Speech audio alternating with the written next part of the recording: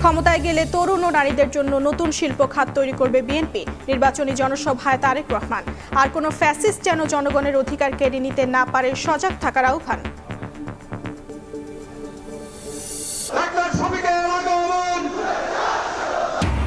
দেশে জনগণের রাজনীতি হবে পরিবারের না। 12 ফেব্রুয়ারি 5 ছাত্র সংসদের রায়ের পুনরাবৃত্তি হবে। নির্বাচনী জনসভায় জামায়াত আমির। ঐক্যবদ্ধ বাংলাদেশ বিনির্মাণের প্রত্যয়। শিশুদের প্রশিক্ষণ দিয়ে মোটরসাইকেল চুরি, থানার ভেতরেও হানা। 1500 সিসিটিভি ফুটেজ বিশ্লেষণে ধরা পড়ল দুর্ধর্ষ চোর চক্রের নেটওয়ার্ক। 9 দিনের অভিযানে গ্রেফতার 4। 14 বছর পর ঢাকা করাচি সরাসরি ফ্লাইট চালু কাল। ট্রানজিট না থাকায় বাঁচবে সময়, অর্থ। প্রাথমিকভাবে সপ্তাহে 2 দিন চলাচল। দুদেশের সম্পর্ক আরও সুদৃঢ় হওয়ার আশা। এবং চলতি সপ্তাহে ইরানে হামলা চালানোর প্রস্তুতি। যুক্তরাষ্ট্রের মিডল ইস্ট আইয়ের তথ্য। লক্ষ্য উচ্চপদস্থ কর্মকর্তারা। মধ্যপ্রাচ্যের জলসীমায় মার্কিন রণতরী।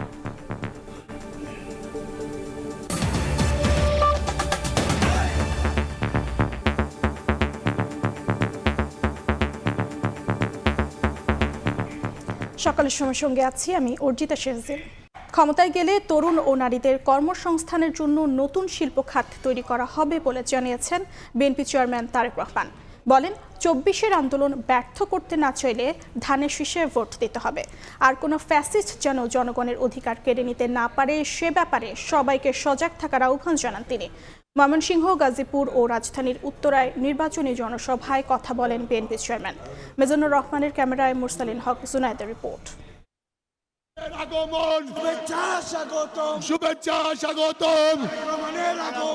দুই দশক পর ময়মনসিংহের মাটিতে তারেক রহমান। স্লোগানে মুখরিত জেলা সার্কিট হাউস মাঠ।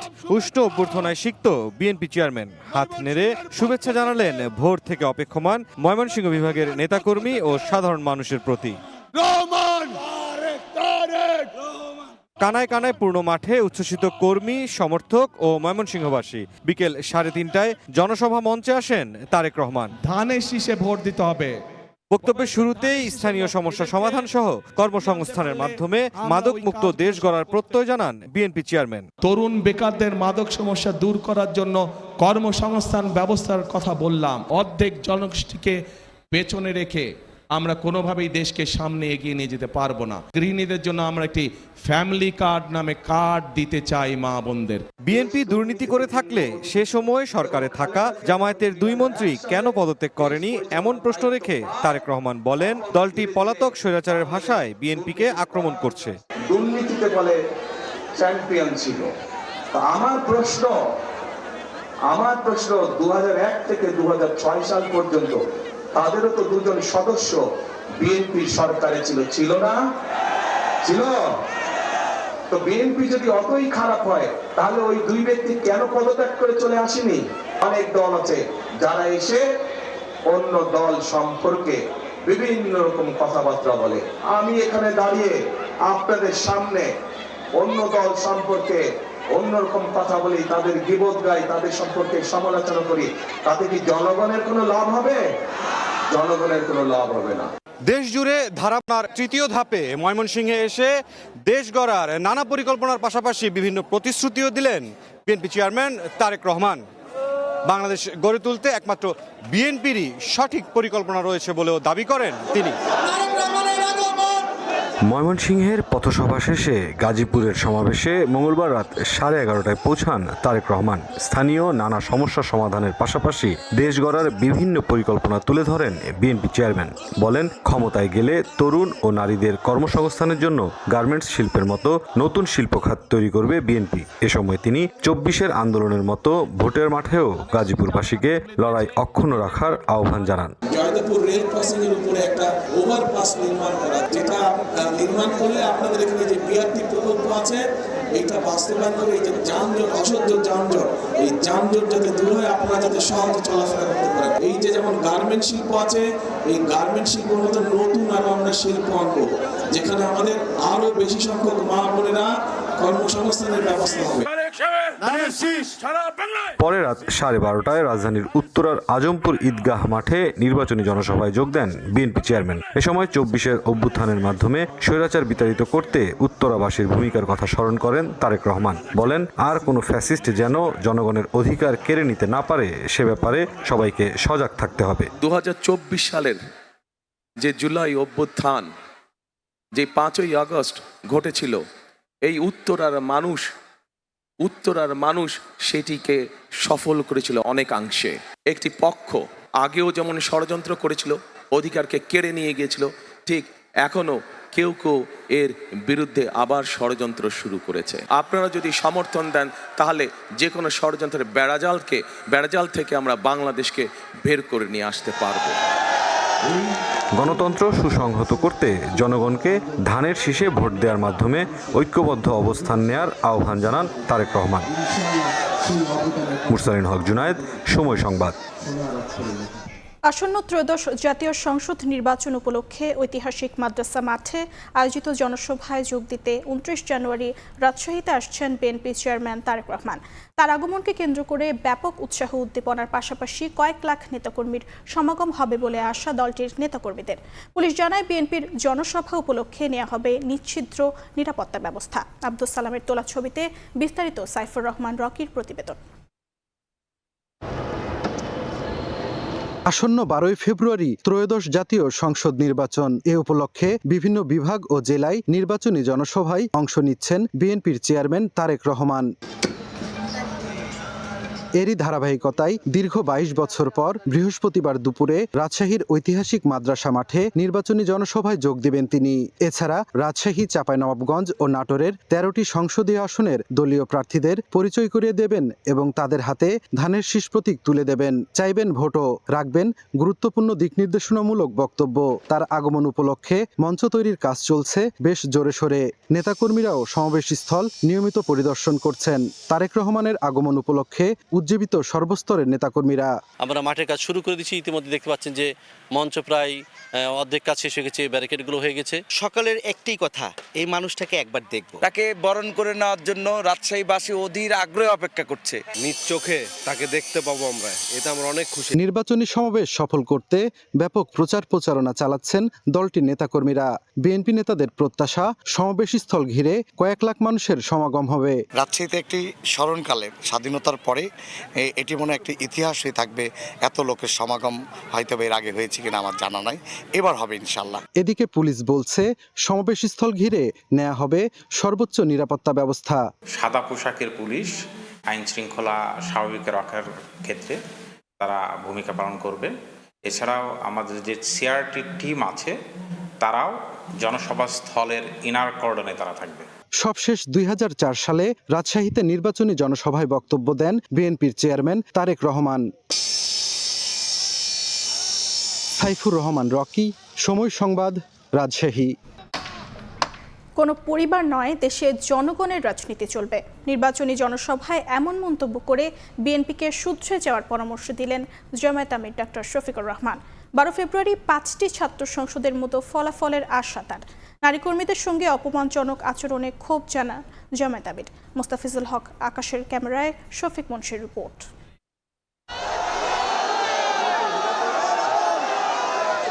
খুলনা বিভাগ সফরের দ্বিতীয় দিনের শুরুতে যশোরের ঈদগাহ ময়দানে জনসভায় যোগ দেন জামায়াত আমির ডাক্তার শফিকুর রহমান। কর্মী ও সমর্থকদের উপস্থিতিতে সকাল থেকেই ভরে ওঠে মাঠ।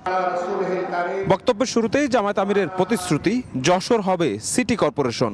আল্লাহ যদি আমাদেরকে দেশ সেবার সুযোগ দেন, যশোরকে আমরা শহরকে সিটি কর্পোরেশনে উন্নীত করব। শফিকুর রহমান বলেন, গণভোটে হ্যাঁ জিতলে জিতবে বাংলাদেশ।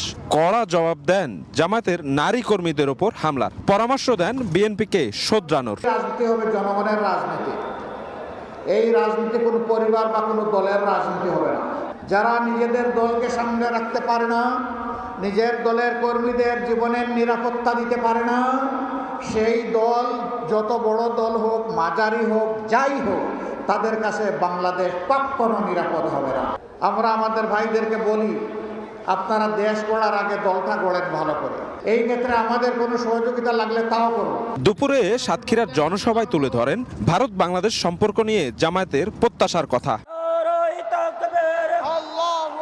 বিকেলে খুলনার নির্বাচনী সভায় 12 ফেব্রুয়ারি 5টি বিশ্ববিদ্যালয়ের ছাত্র সংসদ নির্বাচনের মতো রায়ে প্রত্যাশা জানান তিনি। যুব সমাজ জানিয়ে দিয়েছে আমরা ওই বস্তা পচা পুরানা বন্দোবস্ত চাই না। 5টি বিশ্ববিদ্যালয়ে তরুণ সচেতন শিক্ষিত সুশিক্ষিত উচ্চশিক্ষিত যুবক যুবতীরা তাদের রায় দিয়ে বলে দিয়েছে আমরা এখন ইনসাফের পক্ষে, নতুন বাংলাদেশের পক্ষে। আশ্চর্য বিষয়, আমাদের একটি বন্ধু সংগঠন তারা ফ্যামিলি কার্ড দেওয়ার ঘোষণা করেছেন এবং এটাও বলেছেন যে এটা মায়ের হাতে দেবেন। তারা একদিকে দিচ্ছেন ফ্যামিলি কার্ড, আরেকদিকে দিচ্ছেন আমার মায়ের গায়ে হাত। এই দুইটা একসাথে চলে না। 2 দিন ব্যাপী খুলনা বিভাগীয় সফর শেষ করলেন জামায়াত আমির ডাক্তার শফিকুর রহমান। এই 2 দিন বিভাগের নানা প্রান্তে ছুটে গিয়ে সেই অঞ্চলের মানুষদেরকে তিনি আগামী দিনের উন্নয়নের নানা পরিকল্পনার কথা জানিয়েছেন। রাতে বাগেরহাট খানজাহান আলী মাজার মাঠে জামায়াত আমির বলেন, নির্বাচনী পরিবেশ বিঘ্নিত করতে একটি দল পেশি শক্তির ব্যবহার করছে। নিজের এই বুটের পাহারাদারি করতে হবে, অন্যের বুটেরও পাহারাদারি করতে হবে। নাগরিকদের পূর্ণ অধিকার, যারে পছন্দ তারে ভোট দেবে, কিন্তু জোর করে আমার পছন্দের বাক্সে ঢুকাবো এটাকে বুতা করে দিতে হবে। দিনের শেষ জনসভায় ঐক্যবদ্ধ বাংলাদেশ বিনির্মাণের প্রত্যয় জানান জামায়াত আমির। ঢাকা ফেরার পথে রাতে গোপালগঞ্জে এক পথসভায় জামায়াত আমির বলেন, বিভক্তির রাজনীতির কবর নিশ্চিত করে ঐক্যবদ্ধ বাংলাদেশ বিনির্মাণ করতে চায় জামায়াত। শফিক মুন্সি, সময় সংবাদ। অন্য প্রসঙ্গ, মোটরসাইকেল চুরির দুর্ধর্ষ এক চক্র। এদের মূল হোতা ঢাকার বাইরে 12 থেকে 15 বছরের শিশুদের দেয়া চুরির প্রশিক্ষণ। চক্রের ঢাকার সদস্যরা বিভিন্ন গ্যারেজে মোটরসাইকেল টার্গেট করে খবর দেয় মূল হোতাকে।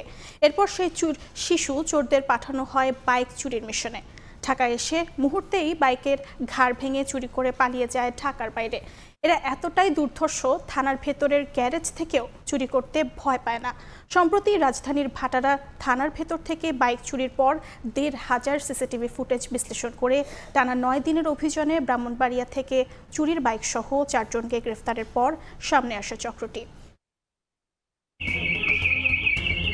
10 জানুয়ারি ভোর 4:39 রাজধানীর ভাটারা থানার সিসিটিভি ফুটেজে দেখা যায় গ্যারেজ থেকে মোটরসাইকেল চুরির চেষ্টা করছে 2 জন।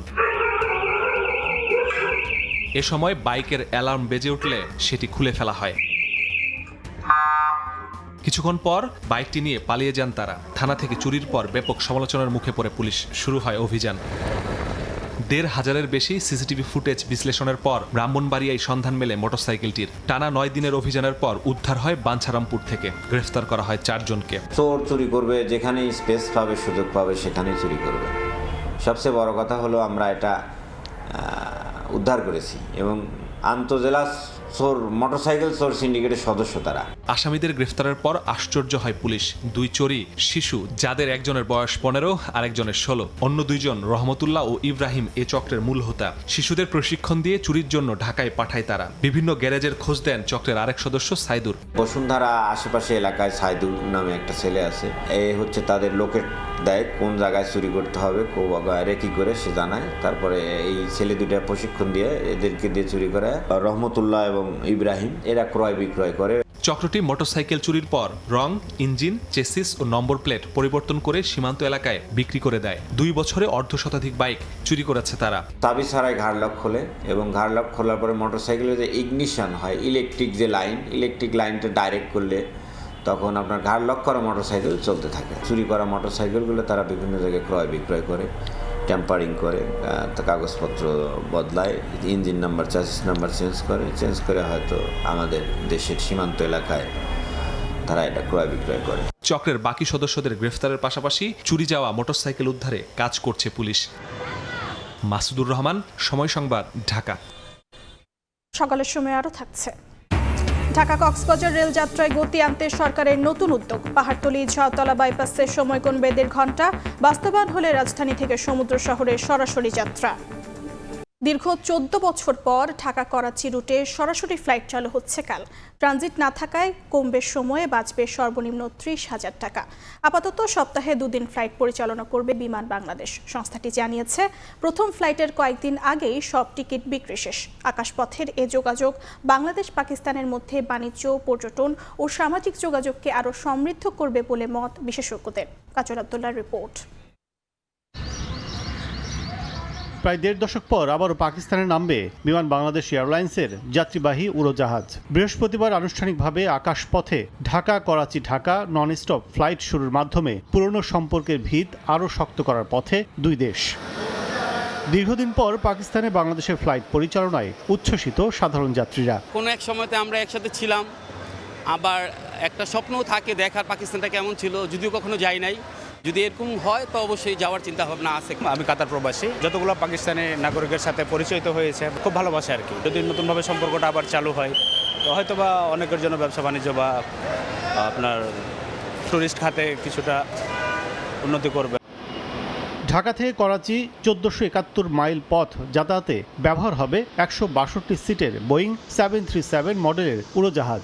সপ্তাহে আপাতত বৃহস্পতি ও শনিবার ফ্লাইট চলবে করাচি রুটে। প্রথম ফ্লাইটেই যাত্রীদের প্রত্যাশিত সাড়া পেয়েছে বিমান বাংলাদেশ। প্রথম ফ্লাইটটা ফুল একেবারে বিক্রি হয়ে গেছে, আর সেকেন্ড ওখান থেকে যেটা আসার সেটা 80% উপরে বিক্রি হয়ে গেছে আসার যেটা। আর সেকেন্ড ফ্লাইটটার মোটামুটি হচ্ছে। এখন যারা যায় তারা ডাইরেক্ট ফ্লাইট না থাকায় অনেক ঘুরে যেতে হয়, আর খুব স্বাভাবিক টাইম কমে আসছে, টাইম কমবে আর কি, ফ্লাইট টাইম কমবে, প্যাসেঞ্জারদের ট্রানজিট নাই, 3 ঘন্টার ফ্লাইট খুব স্মুথলি হবে। প্রাকৃতিক সৌন্দর্যের কারণে প্রতি বছর পর্যটন খাত থেকে 30 থেকে 40 বিলিয়ন ডলার রাজস্ব আয় করে পাকিস্তান সরকার। বিশেষজ্ঞরা বলছেন, ভ্রমণ পিপাসুদের পাশাপাশি ঢাকা করাচি রুটটি বাণিজ্যিক ও কৌশলগতভাবেও গুরুত্বপূর্ণ। দুই দেশের মধ্যে আমাদের সামাজিক, অর্থনৈতিক, রাজনৈতিক সম্পর্ক ভালো হওয়ার আমরা একটা আশা দেখছি। দুই দেশে বিমান চলাচল লাভজনক হতে পারে, এবং শুধুমাত্র যে প্যাসেঞ্জার ক্যারিং এর ক্ষেত্রে তা না, কিন্তু এখানে কার্গোরও প্রচুর সুযোগ আছে। 2012 সালে নিরাপত্তার ইস্যুতে দুদেশের ফ্লাইট বন্ধ করে দেয় আওয়ামী লীগ সরকার। বর্তমানে দুদেশে যাতায়াতে দুবাই, দোহা সহ মধ্যপ্রাচ্যের বিভিন্ন ট্রানজিট হাব ব্যবহার করতে হয়, যা সময় সাপেক্ষ ও ব্যয়বহুল। সরাসরি ফ্লাইট চালু হওয়ায় 30 থেকে 70 হাজার টাকা কমে রাউন্ড ট্রিপে সর্বনিম্ন 51 হাজার টাকায় যাতায়াত করতে পারবেন ঢাকা করাচির যাত্রীরা। কাজল আব্দুল্লাহ, সময় সংবাদ, ঢাকা। ঢাকা কক্সবাজার রুটে রেল চলাচলের দূরত্ব অন্তত 1.5 ঘন্টা কমিয়ে আনতে চট্টগ্রামের পাহাড়তলী হয়ে ঝাউতলা বাইপাস নির্মাণের পরিকল্পনা নিয়েছে সরকার। 10,000 কোটি টাকার ডুয়েল লাইন প্রকল্পের অংশ হিসেবে এই বাইপাস কার্যকর হলে ঢাকা থেকে আসা ট্রেনগুলোকে ইঞ্জিন ঘোরাতে 45 মিনিট অপচয় করে চট্টগ্রাম স্টেশনে আসার পরিবর্তে সরাসরি চলে যাবে কক্সবাজার। শাখাউত টিপুর ক্যামেরায় বিস্তারিত জানাচ্ছেন কমল দে। ঢাকা থেকে কক্সবাজারমুখী এই ট্রেনটিকে প্রথম যেতে হয়েছে চট্টগ্রাম রেল স্টেশনে। 1.5 বছরের বেশি সময় ধরে এভাবেই ঢাকা থেকে চট্টগ্রাম হয়ে কক্সবাজার এবং একইভাবে কক্সবাজার থেকে চট্টগ্রাম হয়ে ঢাকা রুটে চলাচল করছে কক্সবাজার এক্সপ্রেস ও পর্যটক এক্সপ্রেস নামে দুটি যাত্রীবাহী ট্রেন। সড়কপথের জটিলতা এড়িয়ে নির্বিঘ্নে চলাচলে ক্রমশ জনপ্রিয়তা পেয়েছে এই ট্রেন দুটি। কিন্তু শুধুমাত্র ইঞ্জিন ঘুরিয়ে চট্টগ্রাম কক্সবাজার রেল লাইনে উঠতে গিয়ে ট্রেনগুলোর সময় অপচয় হচ্ছে অন্তত 45 মিনিট। ওদিকে যদি বাইপাস করে দেওয়া যায়, বিশেষ করে ঝাউতলা দিয়ে পাহাড়তলি দিয়ে যদি একটা বাইপাস রোড হয়, তাহলে সেই ক্ষেত্রে সরাসরি ঢাকা থেকে কক্সবাজার পর্যন্ত ডাইরেক্ট চলে যাবে। চট্টগ্রাম কক্সবাজার 168 কিলোমিটার দীর্ঘ রেলপথের যাত্রাপথে বর্তমানে সময় লাগছে 3 থেকে 3.5 ঘন্টা। এর মধ্যে পাহাড়তলী স্টেশন থেকে চট্টগ্রাম রেল স্টেশনে আসার পথে 10 মিনিট এবং ইঞ্জিন কাটেল ও রিভার্সে 20 মিনিট বাড়তি সময় লাগছে। অথচ প্রতিদিন ঢাকা কক্সবাজার চট্টগ্রাম রুটে দুটি সরাসরি এবং দুটি লোকাল ট্রেনে করে অন্তত 8,000 যাত্রী আসা যাওয়া করছে। এখানে চট্টগ্রাম আসতে যে সময়টা লাগে ওই সময়টাও এতে লাগবে না। সেক্ষেত্রে আমাদের প্রতিটি ট্রেনে গড়ে 30 মিনিট করে সময় সেভ হবে। এই অবস্থায় চট্টগ্রাম নগরী পাহাড়তলী হয়ে ঝাউতলা পর্যন্ত নতুন একটি বাইপাস লাইন স্থাপনের প্রকল্প নিয়েছে রেলপথ মন্ত্রণালয়। একই সঙ্গে কক্সবাজারগামী চট্টগ্রাম রেল স্টেশনের যাত্রীদের সুবিধার্থে পাহাড়তলী, ষোলশহর এবং ঝাউতলা স্টেশন ভবন নির্মাণের পাশাপাশি সিবিআই সিগন্যাল এবং ইন্টারলকিং পদ্ধতিও চালু করা হবে। বাইপাস কার্যকর হলে চট্টগ্রামের যাত্রীরা এসব স্টেশন থেকেই উঠানামা করার সুযোগ পাবে। কিছু রেলওয়ে স্টেশন আছে, সেগুলো আমরা আপগ্রেডেশন করব, সাথে সিগন্যালিং যে সিস্টেম আছে সেটা আপগ্রেডেশন হবে এবং 3টি জায়গায় যে রেল এবং রোড ক্রসিং আছে এগুলোতে আন্ডারপাস বা ওভারপাস নির্মাণ করার একটা সংস্থান আছে এখানে। ঢাকা থেকে আসা কক্সবাজার ও পর্যটক এক্সপ্রেসের জন্য বাড়তি সময় লাগলো চট্টগ্রাম থেকে সরাসরি ছেড়ে যাওয়া প্রবাল এক্সপ্রেস এবং শৈবাল এক্সপ্রেস এই জটিলতা থেকে মুক্ত রয়েছে। কমল দে, সময় সংবাদ, চট্টগ্রাম। পাহাড়, নদী ও হাওর বনের জেলা হবিগঞ্জ। ধান, আখ, তেলবীজ হবিগঞ্জের প্রধান কৃষিপণ্য। চা শিল্প, প্রাকৃতিক গ্যাস, রাবার, সিলিকা বালুর মতো সম্পদ স্থানীয় অর্থনীতিকে করেছে শক্তিশালী। আর অর্থনীতিতে নতুন চালিকা শক্তি হিসেবে যোগ হয়েছে জেলার বিশাল শিল্পাঞ্চল। চা, কৃষি ও শিল্প সম্ভাবনার আলো জ্বালিয়ে রাখলেও সঠিক পরিকল্পনার অভাবে কাঙ্ক্ষিত উন্নয়ন হয়নি এ জেলায়। পর্যটন শিল্পের সম্ভাবনা থাকলেও কাজে লাগানো সম্ভব হয়নি। স্বাস্থ্য ও শিক্ষায় অনেকটা পিছিয়ে জেলা। গবেষকরা বলছেন, সমৃদ্ধ জেলা গড়তে প্রয়োজন বিশেষ পরিকল্পনার। রাশেদ আহমেদ খানের তথ্য ও শাওন গোপের ছবি নিয়ে রিপোর্ট।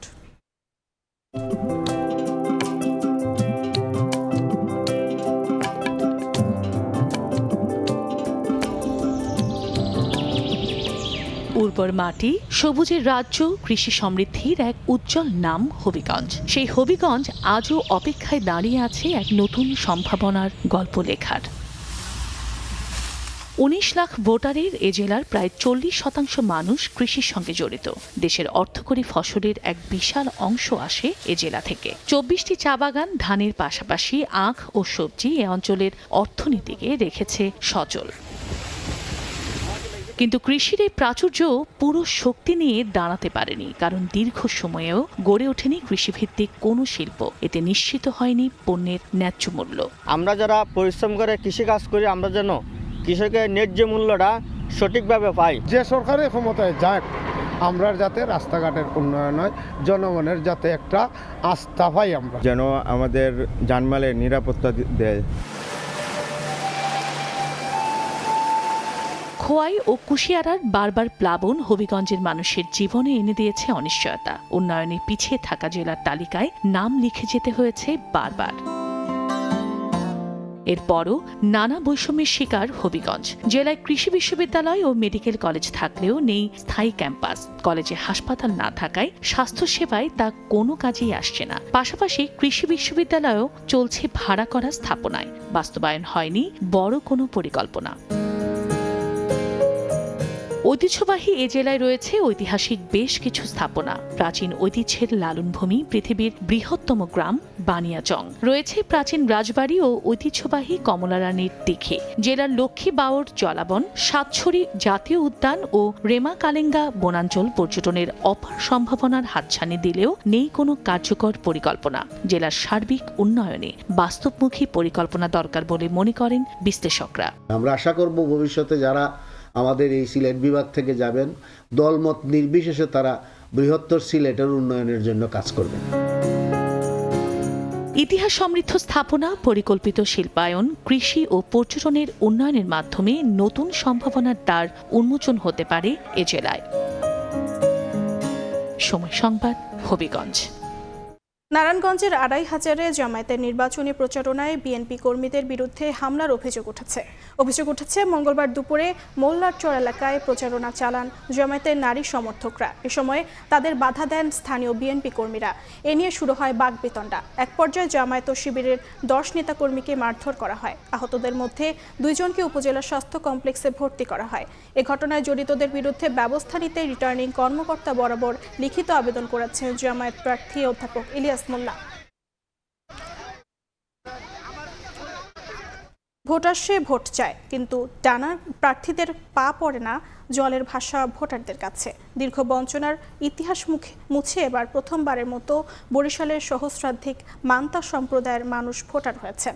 নিরাপদ বাসস্থান আর জীবনমান উন্নয়নের নিশ্চয়তা চেয়েও তারাও হিসাব করছেন পছন্দের প্রার্থী তালিকা। অপূর্ব অপুর রিপোর্ট। নদীতে যাদের জন্ম, বেড়ে ওঠা, জলের সঙ্গে যাদের যাপিত জীবনের মিতালি, এ এক ভিন্ন জীবনের উপখ্যান। ছাপোষা জীবনের ভাসমান জীবন যাদের, তাদের কাছে রাষ্ট্র বা সরকার যেন ধোঁয়াশার মতো।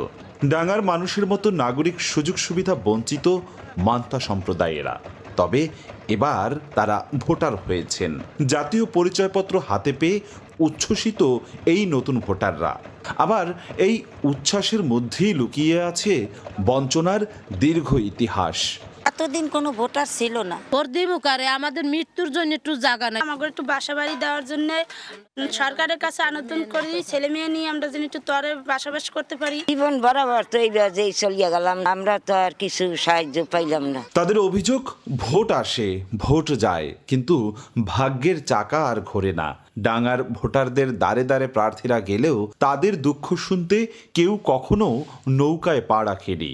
এমন একজনকে প্রতিনিধি হিসেবে চান তারা, যার কাছে মন খুলে অভাব অনটনের কথা বলা যাবে, যে নেতা সংকটে তাদের অভিভাবক হয়ে পাশে দাঁড়াবেন।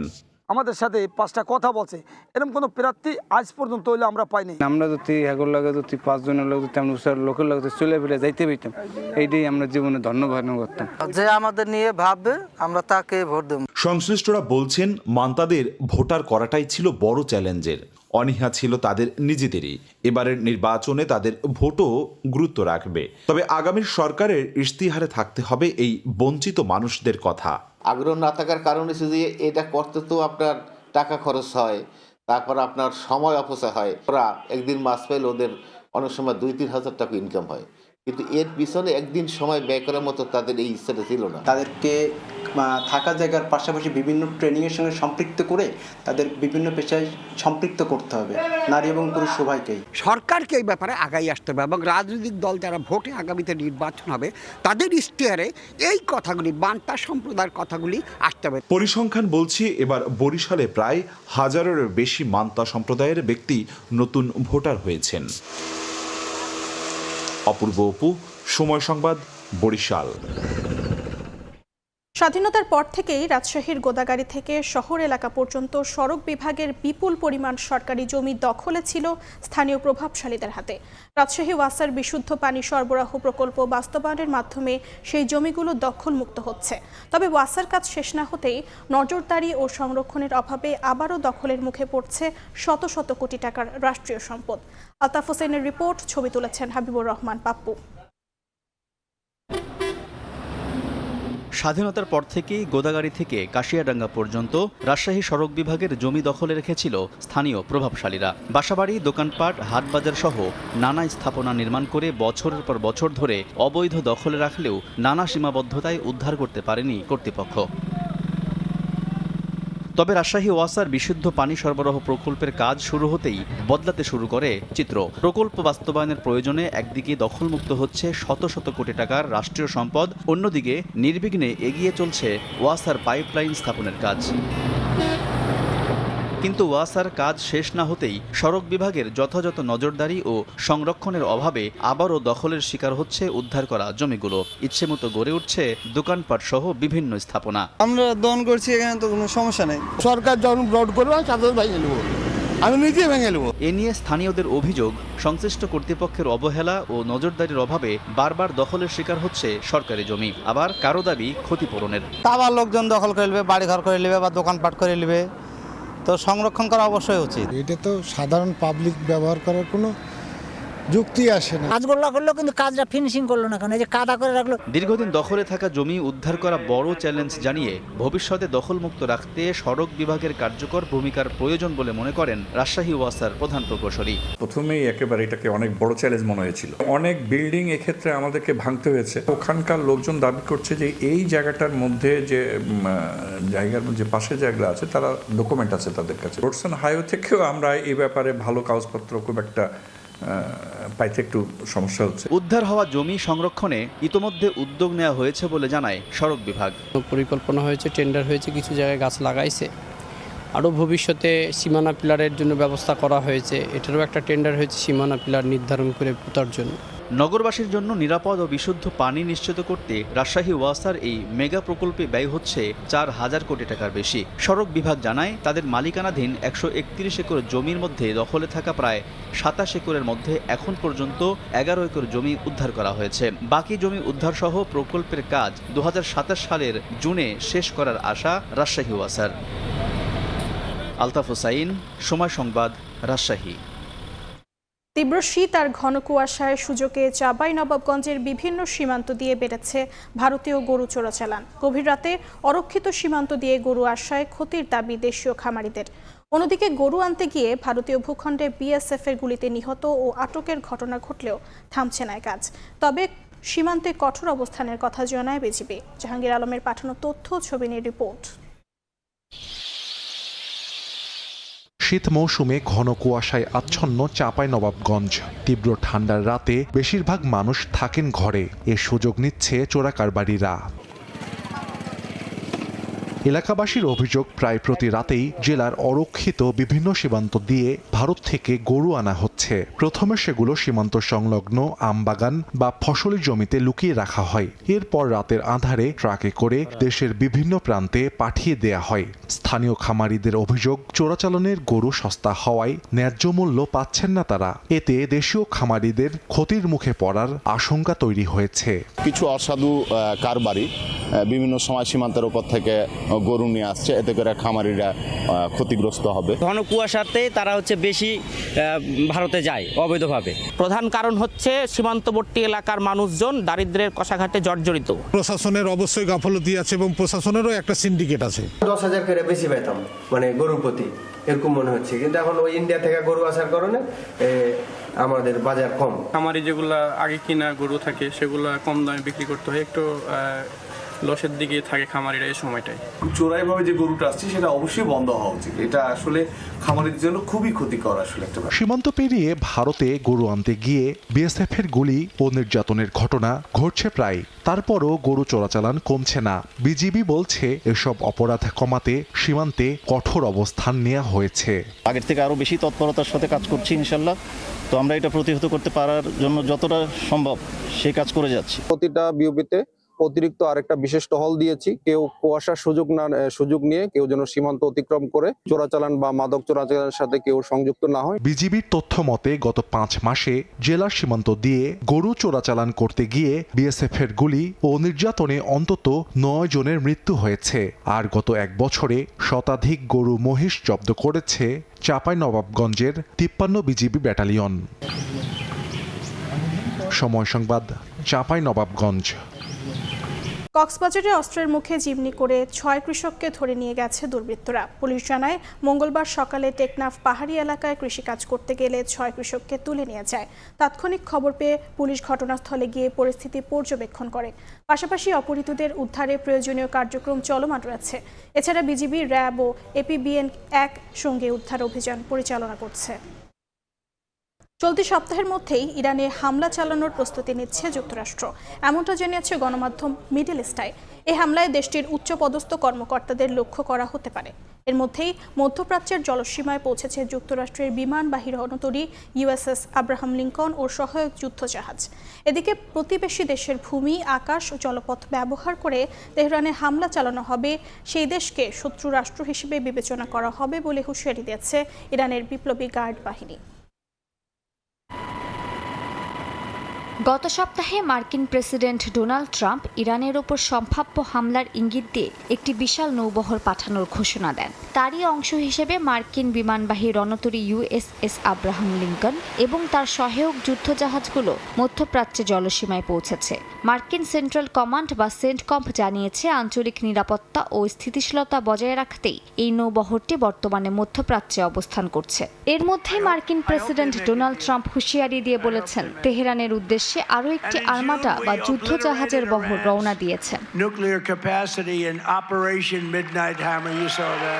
মধ্যপ্রাচ্যে মার্কিন বিমানবাহী রণতরী এবং যুদ্ধজাহাজ পৌঁছানোর পর থেকে ইরানে সম্ভাব্য যুক্তরাষ্ট্রের হামলা নিয়ে উত্তেজনা তৈরি হয়েছে। এই উদ্বেগের মধ্যে মধ্যপ্রাচ্যের গালফ অঞ্চলের কর্মকর্তাদের বরাত দিয়ে গণমাধ্যম মিডল ইস্ট আই জানিয়েছে, চলতি সপ্তাহে ইরানে হামলা চালাতে পারে যুক্তরাষ্ট্র।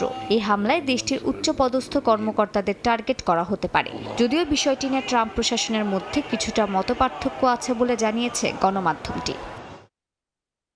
যুক্তরাষ্ট্রের হামলার আশঙ্কার মধ্যে সৌদি যুবরাজ মোহাম্মদ বিন সালমানের সঙ্গে ফোনে কথা বলেছেন ইরানের প্রেসিডেন্ট মাসুদ পেজিশকিয়ান। আলোচনায় আঞ্চলিক স্থিতিশীলতা রক্ষায় ইসলামী দেশগুলোর মধ্যে ঐক্য ও সংহতির গুরুত্ব তুলে ধরেছেন তিনি। ইসলামিক রেভলিউশনারি গার্ড কর্পস সতর্ক করে বলেছে, ইরানের বিরুদ্ধে হামলায় প্রতিবেশী কোনো দেশের ভূমি, আকাশ বা জলসীমা ব্যবহার হলে তাদের শত্রু হিসেবে বিবেচনা করা হবে। মার্কিন বিমানবাহী রণতরী ইরানের জলসীমায় ঢুকলে তা লক্ষ্যবস্তু করারও হুঁশিয়ারি দিয়েছে এই বাহিনী। এদিকে ইরানের সাম্প্রতিক প্রাণঘাতী দমনপীড়নের জেরে উচ্চপদস্থ আইআরজিসি সদস্য সহ 21 ব্যক্তি ও প্রতিষ্ঠানের সম্পদ জব্দ ও ভিসা নিষেধাজ্ঞা অনুমোদন করতে যাচ্ছে ইউরোপীয় ইউনিয়ন। একই সঙ্গে ইরানের বিরুদ্ধে যুদ্ধ শুরু হলে নীরব না থাকার হুঁশিয়ারি দিয়েছে সশস্ত্র গোষ্ঠী হিজবুল্লাহ। ইরানের সর্বোচ্চ নেতার বিরুদ্ধে যে কোনো হুমকিকে হিজবুল্লাহ নিজেদের বিরুদ্ধে হুমকি হিসেবে বিবেচনা করবে বলে জানিয়েছে গোষ্ঠীটি। ইরানে যদি কোনো কথায় সরকার পতন হয়ে যায় তাহলে নিজেদের সীমান্তে বাফার জোন তৈরির পরিকল্পনা করছে তুরস্ক। মিডল ইস্ট আইয়ের আরেক প্রতিবেদন অনুযায়ী ইরানে যে কোনো কিছু হতে পারে এমন আশঙ্কা মাথায় রেখে প্রস্তুতি নিচ্ছে আঙ্কারা। তুরস্কের এক সাংসদ বলেছেন, ইরান সরকার পতন হলে সেখান থেকে কোনো শরণার্থী যেন তুরস্কে প্রবেশ করতে না পারে এমন পন্থায় অবলম্বন করছে আঙ্কারা। মালিহা সুহরওয়ার্দী, সময় সংবাদ। এবারে টি-20 বিশ্বকাপ নিয়ে বিতর্কের শেষ নেই। আর এই বিতর্কের সূত্রপাত হয়েছিল বাংলাদেশের ক্রিকেটার মোস্তাফিজুর রহমান ও কলকাতার ইডেন গার্ডেন্সে খেলা নিয়ে। সেই বিতর্কের রেশ শুধু 22 গজেই থেমে থাকেনি, গড়িয়েছে ভূ রাজনীতিতেও। সরাসরি প্রভাব পড়েছে ক্রিকেট ভক্তদের ওপর।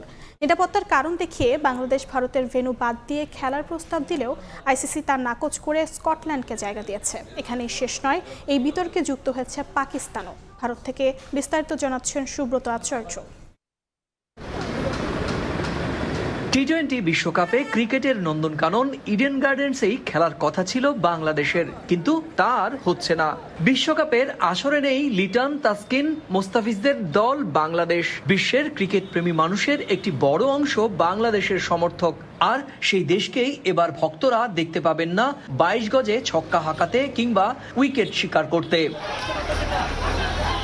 রাজনৈতিক কুটকাচালি যারা বোঝেন না, যারা শুধুই গ্যালারিতে বসে নিজের দলের হয়ে প্রিয় ক্রিকেটারদের নাম ধরে চিৎকার করতে চান কিংবা টিভির সামনে পরিবার নিয়ে জমজমাট ক্রিকেট আড্ডায় ম্যাচ উপভোগ করতে চান, সেই কলকাতার ক্রিকেট ভক্তরাই কিন্তু এবার বেজায় কষ্ট পাচ্ছেন। কেউ কেউ এই সিদ্ধান্তের পেছনে পশ্চিমবঙ্গ ও বাঙালি সম্প্রদায়কে খাটো করার ষড়যন্ত্রও দেখছেন। মোস্তাফিজকে যেভাবে বাদ দেওয়া হয়েছে চরম অন্যায়। তুমি মোস্তাফিজকে বাদ দিচ্ছ, অথচ তুমি আদানির বিদ্যুৎ পাঠাচ্ছ। আমরা ক্রীড়া প্রেমী, আমরা সংস্কৃতি প্রেমী। দুই দেশের বিবাদ একটা হচ্ছে, দুই দেশের মধ্যে একটা পরিস্থিতি সত্যি খারাপ, কিন্তু শেষ পর্যন্ত ক্ষতিগ্রস্ত হচ্ছে কিন্তু আমরা। তবে খেলার মাঠে যদি আমরা বাংলাদেশকে দেখতাম, একজন বাঙালি হিসেবে বলতে পারি যে ভালো লাগতো। প্রতিবেশী দেশদের সঙ্গে যখন একটা খেলা হয় তখন দেখবেন যে আমাদের নিজেদের মধ্যেই একটা উত্তেজনা থাকে। আমরা ভারতবাসী হিসেবে যে উত্তেজনাটা অনুভব করি সেই জায়গাটায় খানিকটা হলেও সীমিত হবে। খেলার সাথে রাজনীতিকে জড়ানোটা উচিত না। ক্রীড়া হচ্ছে এমন একটা জিনিস, এন্টারটেনমেন্ট জিনিস, যেখানে সব মানুষ একে এন্টারটেনমেন্ট করে। আর এটা যদি ওরা আসছে না, তো এটা আমাদেরই খারাপ একটা ব্যাপার আছে। বাঙালি হিসেবে, ক্রিকেট প্রেমী হিসেবে দুঃখের বা একটা হতাশাজনক যে বাংলাদেশ নেই। বাংলাদেশ কতটা ভালো খেলতো, কতটা ভালো খেলে বা কতটা খেলবে সেটা পরের প্রশ্ন, কিন্তু আমরা তো বাঙালি। একজন সাধারণ ক্রিকেট প্রেমী হিসেবে এটা খারাপ লাগা তো অবশ্যই। তবে অনেকেই মনে করেন ক্রিকেটের মাঠের এই লড়াই সরকারে শুরু হলেও এক সময় দুই দেশের সাধারণ মানুষের চাপেই আবার পরিস্থিতি স্বাভাবিক হতে বাধ্য। পারস্পরিক বিভিন্ন এগুলো কূটনৈতিক সম্পর্ক, বিভিন্ন রাজনৈতিক পদক্ষেপ, অবস্থান আছে, সব ঠিক হয়ে যাবে, ঠিক হবে। এখন একটা টালমাটাল খারাপ ব্যাট প্যাচ আছে। বাংলাদেশহীন বিশ্বকাপে সূচি এগিয়ে এলো, নতুন করে শুরু হয়েছে আরেক বিতর্ক, পাকিস্তান আদৌ খেলবে কি খেলবে না। এর আগে আইপিএল এর জন্য কলকাতা নাইট রাইডার্স নিলামে নিলেও বিসিসিআই এর দেয়া বিশেষ কারণে বাংলাদেশের ক্রিকেটার মুস্তাফিজুর রহমানকে দল থেকে বাদ দেয়া হয়। মুস্তাফিজুর রহমানকে কলকাতায় খেলতে না দেওয়ার জন্য কিছু ধর্মীয় সংগঠনের পক্ষ থেকে টিভি টক শোতে হুমকি দেওয়ার কথাও শোনা গিয়েছিল। সেই বিশেষ কারণ যে বাংলাদেশের ক্রিকেটারদের নিরাপত্তা তা বুঝতে আর অসুবিধা হয়নি বাংলাদেশ ক্রিকেট বোর্ডের। 2024-এর পর এমনিতেই ঢাকা দিল্লির সম্পর্ক শীতল থেকে শীতলতর হচ্ছিল, ফলে ভারতের এই সিদ্ধান্তকে আত্মসম্মানের জায়গা থেকেই নেয় ঢাকা। তারা স্পষ্ট জানিয়ে দেয় যে দেশ একজন ক্রিকেটারের নিরাপত্তা নিশ্চিত করতে পারেনি, সেখানে পুরো দল পাঠানো সম্ভব নয়। শ্রীলঙ্কার মাটিতে খেলার সুযোগ চেয়ে আইসিসির কাছে আবেদন জানালেও শেষ পর্যন্ত সেই আবেদন ভোটে খারিজ হয়ে যায়। সুব্রত আচার্য, সময় সংবাদ, ভারত। এ পর্যায়ে শীর্ষ সংবাদগুলো জানিয়ে দিচ্ছি আরেকবার। ক্ষমতায় গেলে তরুণ ও নারীদের জন্য নতুন শিল্প খাত তৈরি করবে বিএনপি, নির্বাচনী জনসভায় তারেক রহমান। আর কোনো ফ্যাসিস্ট যেন জনগণের অধিকার কেড়ে নিতে না পারে, সজাগ থাকার আহ্বান।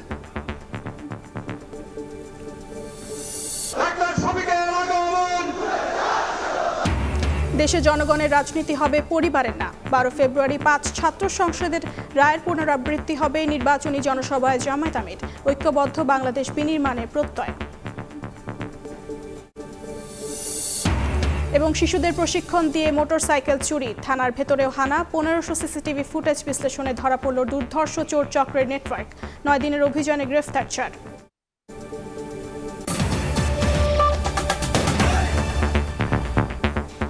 এই ছিল সকালের সময়। আন্তর্জাতিক সময়ের সঙ্গে থাকবেন শবনম নিবিড়। ধন্যবাদ অর্জিতা।